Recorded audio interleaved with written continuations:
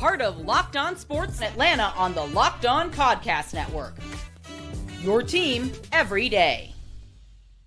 Welcome into the Hawks POSTCAST, your home for the best Atlanta Hawks talk. It's quick hitting local insight after every game you can't get anywhere but right here at Locked On. I'm your host, Tenitra Batiste. Alongside me is NBA and college basketball analyst DeShaun Tate. The Hawks POSTCAST is part of the Locked On Podcast Network, now the #1 sports podcast network. Now, the Hawks were back home to take on the Clippers, but it felt like for a long stretch of this game, the Clippers took over. We'll talk about that, and we'll give our takes on why the Hawks were not able to pull off a win. Because listen, there was no number 3, there was no number 1, but that no number 1 was the problem in the Hawks 115-92 loss to the Los Angeles Clippers tonight. But for you, DeShaun, it started almost from the tip because you said early turnovers stole the show.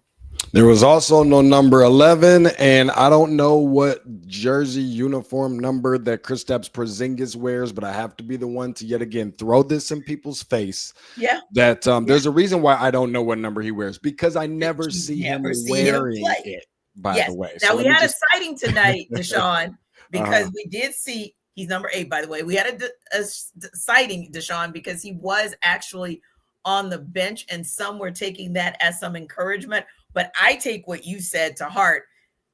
I don't know your number because I don't see you suit up enough. Yeah. I don't know. I mean, encouraging because I see him actually in the building, I guess is some sort of encouragement. But nonetheless, I can't blame him too much for what we saw from a turnover standpoint. Whoever came up with this narrative or this really cool thing to say that it's better to give than to receive I don't agree with that as far as tonight goes. That's for sure. Far too many turnovers, 16, and the way that this was going, I just didn't feel really good about it. I guess they improved on that a little bit, considering there was like 8 of them in the first quarter, so half of those all came in the very first quarter, I guess. But that's pretty much what stole the show for me on tonight. Just definitely not a very good look. And I get it. No Jalen Johnson. He makes up for a lot of those, turnovers with his ball handling ability. Not having Trey is a whole nother animal. We should be used to that by now. Sure. Nickeil Alexander-Walker is pretty much a point guard by committee at this point. And it just kind of pretty much is what it is. But just the inability to be able to protect the most precious thing, that basketball, is ultimately the reason why the Atlanta Hawks fell tonight. And we'll just have to see as they get ready to prepare for a very busy back-to-back weekend. Indeed. And, DeShaun, it's not lost on me that when you look at Jalen Johnson, and I know we're going to talk about his absence from various angles tonight, but this was essentially a 23-point loss for the Hawks. Jalen Johnson averages 23 points a game, along with 10 rebounds, and we'll talk about the challenges that they faced on the board. Your game. But that's your game, because they also got out-rebounded. It was a little bit more of a margin there than 10, because that's what he averages on the season. But again, if you look at the differential at about a 14 rebound clip, he gets 10 of those, right? Yeah. So, when you start kind of digging into the numbers, while you don't want to make it seem as much as like it's that black and white, but it kind of sort of is. But more importantly, I think the black and white is what you just called out, which is turnovers. When you are turning the ball over at the early clip, because obviously, no pun intended, when you're turning the ball over at the early clip, when you have those 8 turnovers in that first quarter, regardless of whether or not you finish the game with just 16 and shout out to the Hawks for being able to kind of contain that issue the rest of the way. But it was almost like, in watching the damage that was done, when you put yourself in that hole and then your opponent capitalizes on it, what happens, DeShaun, is you end up fighting an uphill battle the rest of the way. So I felt like, the Hawks lost by 23, but really and truly, it was the fact that you dug a hole so deep so early. Mm-hmm. You made it very difficult on yourself. And so I want to talk about another hole that they tend to dig. That was my take, right? And that was the other players may have kind of sort of missed the memo. So let me shout out one of our colleagues who, you guys, definitely, you always do support us at our Locked On Hawks postcast with Brad Rowland, our colleague. Definitely want to check him out once you wrap up our show. But he asked Quinn Snyder earlier tonight, of course, pregame, about the defensive rebounding woes the Hawks have had lately. So Quinn said they put a lot of emphasis on missing blockouts, not being aggressive enough, even when they do get a blockout. And he said for him, the biggest thing about the way the Hawks approach rebounding is the mentality. That spoke volumes to me, because you and I often talk about going past the numbers and trying to determine, was it the mindset that the Hawks went into the game with? Was it the effort that was lacking? And this is one of those where Quinn, it was subtle, but it was a little bit of a call out on the mentality, because he went on to say that sometimes, for example, you see rebounds and you know that rebound's going to be long, but instead the players are finding themselves getting tied up inside, and then that ball is sailing over their heads and there's no opportunity for them to recover. The other team, on the other hand, is playing the game as if the ball's going to go in and not go in. So they become defenders at that moment, and they are preparing them for that long rebound off the missed three, right? Or even the long rebound off the missed two. Hawks are not. So he said they have to have a pack mentality, so that when, and he called out in a good way, when meaning Onyeka Okongwu, is tied up and wrestling down low, if he can't get it, if he can't get there, it's your job to do that. And I think, DeShaun, not enough players are understanding that it's their job to do it. I mean, Double O had 9 rebounds, so he gave you what he needed to give you as far as the rebounding piece is concerned, right? But when I look down the rest of the box score, nobody else really came to play at that end to make sure that the Clippers didn't have opportunities for second chance points, which they did. So again, when you look down that box score and you see 13 offensive rebounds from the Clippers, and you see 25 second chance points, and you lose the game by 23, that's a stat line you can't ignore. No, I agree with that, Tenitra. And you know what, as adamant as you are about it, I think that the team should be as well. It certainly doesn't help that the Clippers opened up the game on a 9-2 run, turned that into an 14-4 run. And the Clippers weren't necessarily making all those shots. It wasn't because they were just hot either. The Hawks probably just obviously couldn't score. It felt like a lid was on the rim, and the rebounding, second chance points, amongst other things, is the reason for why the Clippers were able to get off into that hot start. Now, should we be having the conversations about rebounds as much as we do when you got a guy that's tall enough to change the light bulbs on the top of the arena sitting down? Because you know I'm still going to continue to push that in people's faces. I'm never gonna let that down, because that helps, and that's what you brought the person here to do. I digress. That's a whole different conversation. But I will say enough to say that it has been a consistent issue, which is obvious. The Atlanta Hawks have been sacrificing an average of 60 rebounds per game in the last 3, which I would only imagine, with being out rebounded 54-38 tonight. Probably doesn't help that number very much. That's the 3rd worst in the NBA. You got Zubac out there, who's a rebounding machine. He's averaging about 12 rebounds per night. He had 17 on tonight. That only improves his numbers. It's just definitely not a good look when you already don't have your players. Guys are playing out of position. There's some instances where you got Mohamed Gay, who's playing the center position, which is just not ideal for any team or anybody, any situation, anything, anywhere, anytime.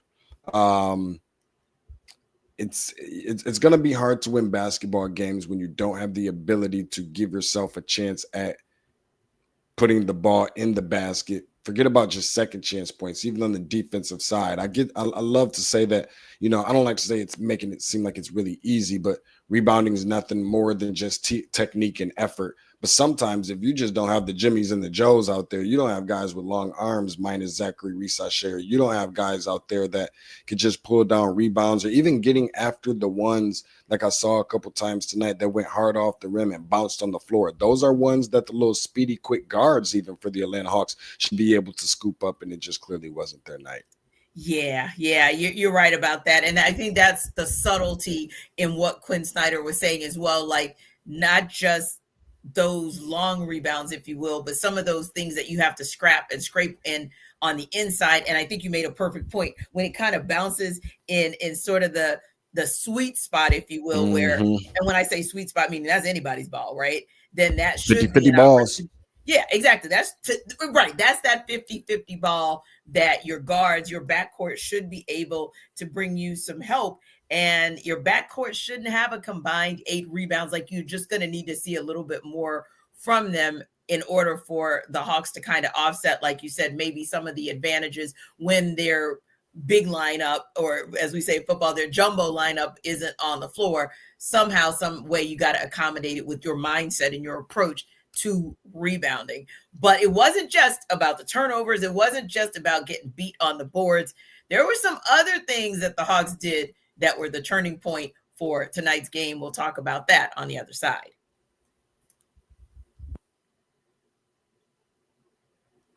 This episode of our Locked On Hawks postcast is brought to you by Game Time. Basketball season is officially here, and nothing beats being in the arena for those opening games. But let's be real, getting tickets can be a total headache between waiting in queues, surprise fees, and prices that jump right before checkout. It's easy to get frustrated when all you want to do is cheer on your team.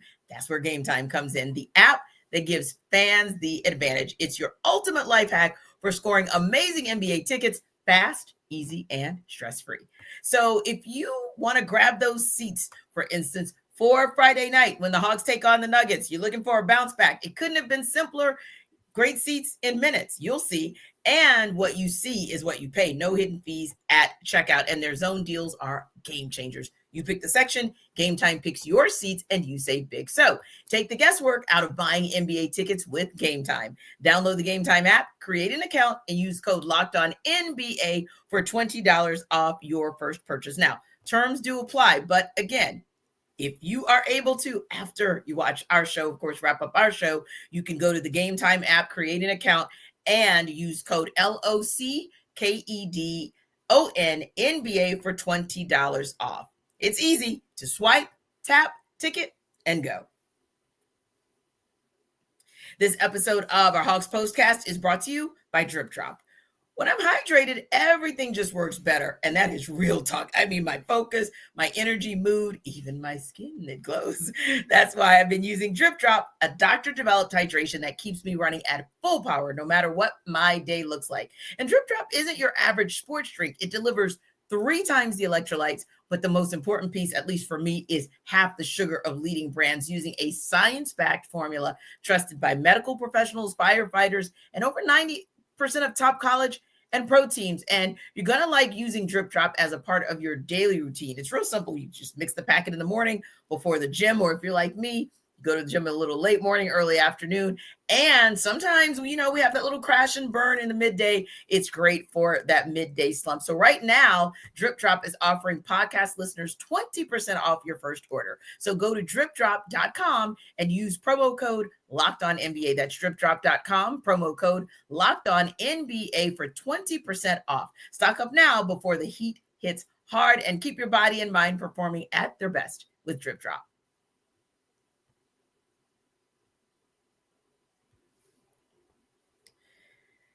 Well, DeShaun, the pesky second quarter and third quarter rear their ugly heads. It is funny to say second quarter, right? Because really you and I have been talking about that third quarter and how pesky it is. But tonight it started a little bit sooner for the Hawks as far as when the game got away from them. And that was the turning point. Time to reveal where the game was won or lost. It's the turning point. And we, of course, appreciate you guys for making the Hawks Postcast your first listen of the day. We appreciate you for making Locked On the #1 sports podcast network. And as always, appreciate you guys giving us your thoughts about what the turning point was tonight. But yeah, when you look at it, as you pointed out, DeShaun, we were talking about it a little bit before the show officially began. Like, if you look at this game, there were definitely moments, like at the beginning of the second quarter, for example, Hawks go on 17-7 run. But then right around that 4:40 mark, the Clippers go on an 8-0 run. and in that second quarter. And then they really, really start to distance themselves because they take that. Sometimes you look for the reset during halftime. Reset didn't happen for the Hawks. Clippers take that type of momentum into that third quarter. And really and truly, that's where you look at it. And it's not super obvious because you're thinking to yourself, okay, Clippers only outscored the Hawks 28-20 in that second quarter, then only 39-32 in that third quarter. But to your point, if you combine what they started before halftime and kind of finished after halftime, that is that 15-point gap that the Clippers were able to establish and really never look back.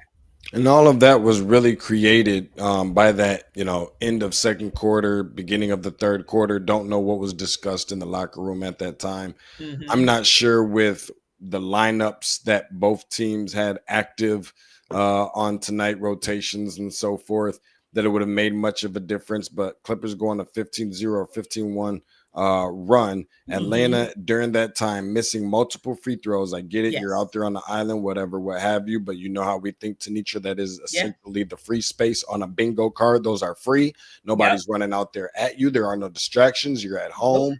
All of those things. They go 0 for 7 from the field and 2 turnovers. Only 2 turnovers of all 16 of them. But of course, in turn, the Los Angeles Clippers had 10 rebounds in that little span. 10 rebounds in that small span. Of course, 2 of those, 2 dunks or whatever, what have you, which sometimes a dunk, while it's still just worth 2 points, the same as any regular field goal inside of the arc, it definitely puts a little bit more of an exclamation and kind of takes the wind out of you a little bit, and kind of the motivation that you may have been trying to build and establish for yourself throughout the duration of the game.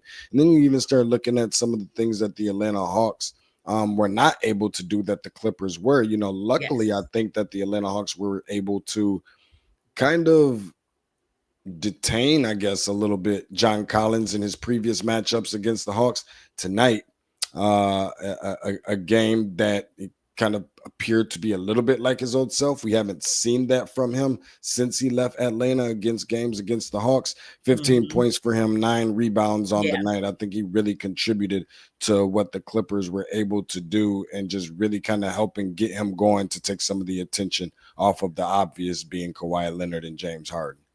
Yeah, and give John Collins a lot of credit, because you were talking about how dunks sometimes can inflate a team or sometimes and deflate the other team. But John Collins, like Mo Gay was in there. Oh, I'm sorry. Onyeka Okongwu was in there making sure that one of those dunks didn't come to fruition. But John Collins shook it off and kept it moving. And like you said, was able to contribute for the Clippers.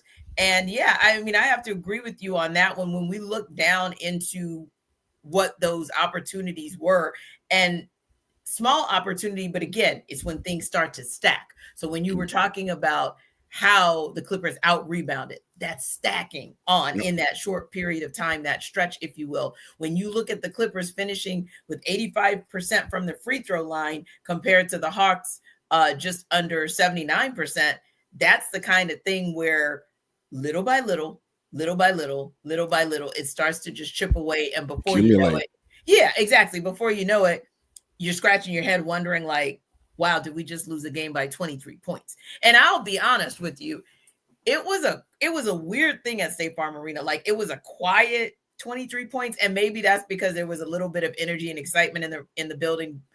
Big Boy, I think, was there as they were celebrating Outkast's induction into the Rock and Roll Hall of Fame, and their alma mater, or the high school they went to, Tri-Cities. They performed just excellent at halftime. So there was just still this energy in the building that was generated off the court that kind of made you think, like, for a second, what was going on the court just wasn't the main character of the movie. But when you put it all together, I think it was more of exactly what you said, the combination of what happened, where, not that it was a big deal, because I don't know that Chris Paul was doing very much before the Clippers decided to move on without him, but they were able to not skip a beat without Chris Paul. it was very apparent, and I talked about this a couple games ago. It's one thing for Trae Young to be out of the lineup. Right. That was going to be a lengthy stretch of time. So as a staff, a coaching staff, Quinn Snyder's guys had to decide, hey, how are we going to kind of do this point guard thing by committee, right? That's right. So, yeah, so you kind of knew it was going to be that for them. But we're now talking about multiple games with Kristaps Porzingis. And, yeah, I understand that we knew, like, our over-under was somewhere in the 50s for our hope as far as the games that he'd play. But I think for me, I was thinking, like, maybe that would be closer to, like, late season management, like load management. I didn't think I was hoping we wouldn't have this conversation so early in the season, because we know what the Hawks were able to do in cup play last year and how that really kind of bolstered them heading into January. Yeah. So I think we kind of thought, okay, you get Porzingis healthy at the beginning of the season, Jalen Johnson healthy at the beginning of the season, like they could do that. And they were looking good. They were looking good for a minute, but this not having all of those pieces, JJ and Porzingis and Trae Young, that's kind of a lot to have to manage through. And you know what, I'll agree with that. And the last thing that I'll say here too is that, you know, when you have games such as this where you have guys out and all of these different situations transpiring, and the best thing you could do is really kind of keep you know, the Clippers off guard. Not that, like you said, not that Chris Paul does a whole lot anyways, but maybe just try and catch them when their attention isn't focused necessarily on the game and onto other things. I think you had to kind of contain, because you're never going to be able to stop Kawhi Leonard and James Harden with the defensive ability from Nickeil Alexander-Walker and Dyson Daniels. Of course, Harden and Kawhi end up combining for 48, but you can't afford to really send both of those guys who are free throw merchants to the free throw line as much as they do already. So you want to prevent that. But I really thought they needed at least 15 points from Asa Newell and somewhere close to 20 from Luke Kennard. They got 11 each out of them tonight, which clearly just wasn't enough. Yeah, and some of that may be that you just got to play them more. Like, I mean, Asa Newell got the 11 points in 19 minutes, so you got to wonder maybe if he would have been inserted a little bit more, because Mo Gay got 22 minutes and Mo Gay gave you no points and he only gave you 6 rebounds. So I'll be interested to see, as we were talking about before, how Quinn Snyder manages through. Really, we were talking about the 4, but how he manages through at the 4-5 come Friday, especially. We hope Jalen's a go. We hope Kristaps is a go, but if one or both of them can't go Friday, be interested to see how he manages his front court. The Hawks Postcast is the #1 place to hang out after every game and is part of the Locked On Podcast Network, your team every day. So remember to like and subscribe to our YouTube channel. And for more on the Hawks, head over to Locked On Hawks with our guy, Brad Rowland. We'll see you next time.